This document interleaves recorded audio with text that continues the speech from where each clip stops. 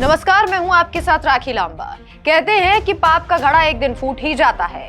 मुख्यमंत्री ममता बनर्जी के साथ भी कुछ ऐसा ही होने वाला है। ये खबर आपको हैरान कर देगी और अगर आप भी ममता मुक्त पश्चिम बंगाल चाहते हैं तो इस खबर को पूरा जरूर देखें, क्योंकि ममता बनर्जी अब चक्रव्यूह में फंसने वाली है।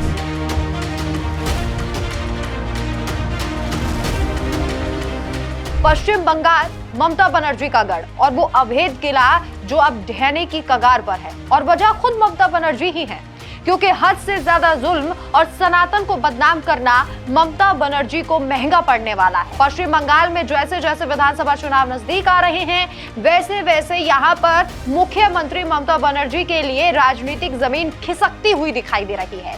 एक के बाद एक घटनाएं अब सिर्फ आरोप नहीं रही, बल्कि कानूनी और संस्थागत शिकंजे का रूप लेती जा रही हैं। बीएलओ आत्महत्या मामले में टीएमसी कार्यकर्ता की गिरफ्तारी, एसआईआर सत्यापन पर भाजपा की मांग को चुनाव आयोग की स्वीकृति, 50 लाख से ज्यादा फर्जी वोटर के नाम कटना और बाबरी मस्जिद विवाद के उभरने के बाद अब ईडी द्वारा सीधे मुख्यमंत्री से जुड़े 17 गंभीर अपराध तय किए जाना, ये सारी घटनाएं मिलकर पश्चिम बंगाल की तृणमूल सरकार के लिए एक चक्रव्यूह रच रही हैं।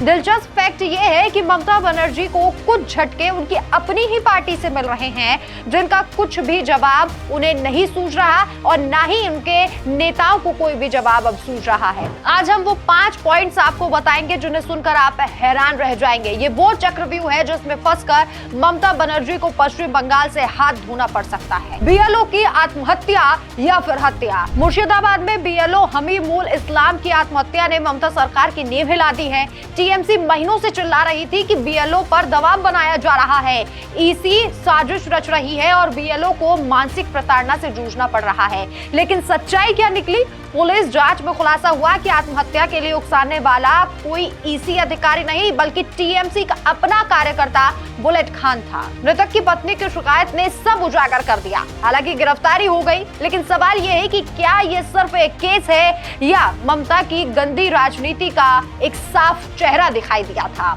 एसआईआर पर ईसी का टीएमसी को करारा तमाचा। एसआईआर को लेकर ममता का रोना धोना सभी जानते हैं कि गरीबों का वोट छीना जा रहा है, अल्पसंख्यकों पर हमले हो रहे हैं, लेकिन ईसी ने बीजेपी की मांग मान ली और श्रमिकों के रोजगार रिकॉर्ड को पहचान दस्तावेज बनाया। 7 जिलों में विशेष छूट दी गई। ये फैसला ममता की पूरी राजनीति पर थप्पड़ था। हर प्रक्रिया को लोकतंत्र पर हमला बताकर सड़कों पर हंगामा करने वाली दीदी अब कहां मुंह छिपाएंगी?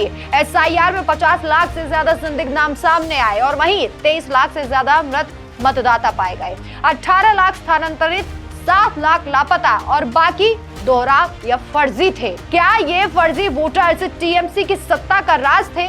अब ये एक बड़ा सवाल है। पार्टी के अंदर बगावत, बाबरी मस्जिद का तूफान। निलंबित विधायक हुमायूं कबीर ने 6 दिसंबर को मुर्शिदाबाद में बाबरी मस्जिद की नींव रख दी। वो तारीख जब अयोध्या में बाबरी गिराई गई थी। ममता की दुविधा देखिए, रोके तो मुस्लिम समुदाय में आग भड़केगी, समर्थन करे तो तुष्टीकरण का आरोप लगेगा।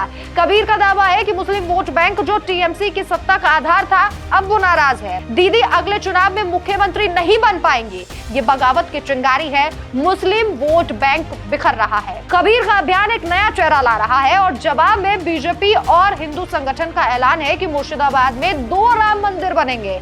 बाबर के नाम पर मस्जिद नहीं बनेगी, वरना हश्र अयोध्या जैसा होगा। क्या ये ममता का अंतिम किला ढहा देगा? अब ये सवाल तय रहा है। ईडी के सामने ममता दीदी की दादागिरी। ईडी ने दस्तावेज छीने जाने के मामले में 17 गंभीर अपराध तय किए। धन शोधन, साजिश, सबूतों से छेड़छाड़, सरकारी दस्तावेजों की चोरी, जांच में बाधा। ये सिर्फ आरोप नहीं बल्कि ठोस सबूतों पर आधारित है। दोष सिद्ध हुआ तो सजा पक्की है। मामला अब सुप्रीम कोर्ट तक जा पहुंचा है। ममता हर जांच को राजनीतिक बदला कहकर टालती रही, लेकिन अब कानून का शिकंजा कसता जा रहा है। ऐसा लगता है कि टीएमसी की सत्ता संरचना अब हिलने वाली है। अब सवाल उठ रहा है कि क्या ममता बनर्जी की कुर्सी चुनावों से ठीक पहले छिन जाएगी। ये 5 झटके अलग नहीं, एक ही साजिश की कहानी है। शायद ये बंगाल की राजनीति में पहला अवसर है जब ममता बनर्जी को पीड़ित नहीं बल्कि जवाबदेह की भूमिका में देखा जा रहा है। अगर सुप्रीम कोर्ट में सुनवाई तेज होती है और ईडी के आरोप तय हो जाते हैं तो 2026 का विधानसभा चुनाव ममता बनर्जी के लिए विकास बनाम विपक्ष नहीं बल्कि सत्ता बनाम साख का चुनाव बन जाएगा। ममता बनर्जी की सरकार पहले ही भ्रष्टाचार और महिला अपराधों में वृद्धि से जूझ रही है।